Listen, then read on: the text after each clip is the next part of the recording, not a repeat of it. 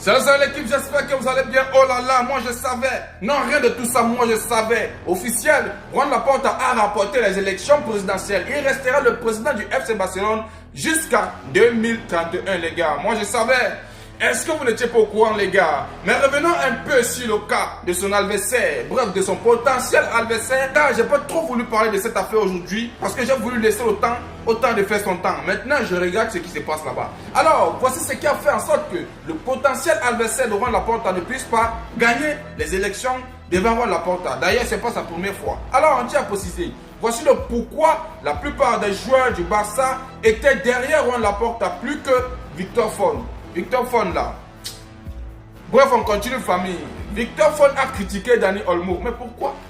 On continue famille. Il a critiqué Laporta et sa direction concernant la décision de faire venir João Cancelo. Voilà ce João Cancelo qui est en train de faire quelque chose de bien. Elle était à gauche et sans doute pas oublier qu'il a déclaré que Lamine Yamal, formé à la Masia, n'était qu'un employé du Barça. Tout simplement parce que Lamine Yamal est derrière Laporta. Il se permet d'envoyer des trucs bidons. En tant qu'un président, c'est pas lui qui doit véhiculer le bon message, c'est pas lui qui doit montrer le bon exemple, d'être fair play et d'être intelligent.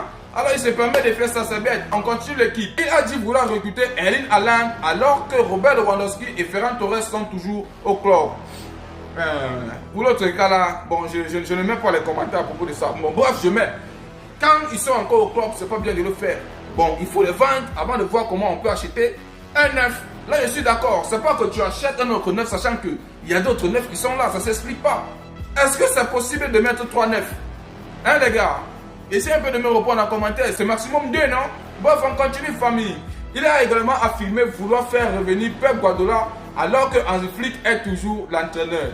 Le gars là, c'est comme s'il fumait. Vous voyez un peu, c'est pas de sa faute.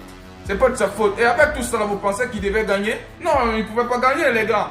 Lui, sa vision, c'était quoi? Il avait un compte rendu contre quelqu'un ou bien il voulait réellement être le président du Barça parce qu'on ne comprend pas. Alors, comme ça n'a pas manqué, regardez et constatez le QG de Laporta à gauche et celui de Font à droite. Regardez, vide là-bas de l'autre côté pour Juan Laporta était extrêmement rempli. Donc, du coup, Laporta avait tous les voix pour gagner et il n'a pas tardé et il a gagné. Et si on revient ici pour l'affaire de Olmo, les gars, regardez ce qu'on dit ici, famille. C'est Dani Olmo qui a pris le devant pour exciter les coéquipiers à sauter avec Laporta. Un geste fort de la part de l'Espagnol qui avait été un centre de critique de Victor Font durant la campagne. Alors, il n'a pas tardé de dire ceci.